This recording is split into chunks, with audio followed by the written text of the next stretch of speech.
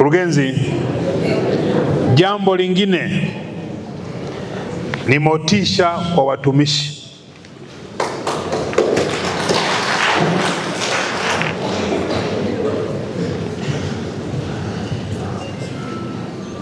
Punda ukitaka kumtumia vizuri, ni vyema umlishe vizuri apate nguvu.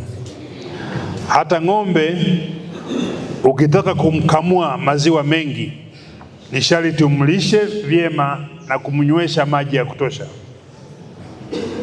Kwa hawa watumishi, ili wafanye kazi kwa weledi, kwa maarifa ya hali ya juu, wakiwa na afya nzuri ya akili na mwili, ni vyema pia kutoa motisha chanya kwa hawa watumishi ili waweze kusaidia vizuri katika utendaji wa kazi. Maeneo mengi kumekuwa kukitolewa motisha ya barua. Hongera mtumishi, hongera, umefanya kazi vizuri, pongezi, cheti. Mtumishi huyu hawezi kula cheti, hawezi kula barua. Motisha kwa watumishi hawa: moja, mtengee pesa ya kutosha aliyefanya vizuri. Mbili, hawa watumishi wakati mwingine maeneo ya Karatu ni expensive, tengea hata maeneo fulani kwa watumishi waliofanya vizuri kwa umahiri. Mpe hata zawadi ya kiwanja ajenge nyumba hapa. Moja, mtumishi huyu hawezi kuhama kwa sababu anakuwa na nyumba. Lakini mbili, ni historia pia kwa familia na watoto wake, kwamba mimi nilipokuwa mtendaji mzuri, mtendaji bora, nilipewa kiwanja nikajenga, ndio nyumba hii tunaishi wanangu. Lakini hakuna mtoto ambaye atafurahia kuona eti barua baba au mama alipewa pongezi na mkurugenzi kwa ajili ya utendaji bora. Haina hiyo, hakunaga hiyo. Tunakwenda kwenye Mei Mosi. Mei Mosi, mkuu wa mkoa kama mgeni rasmi kwenye Mei Mosi hawezi kukubali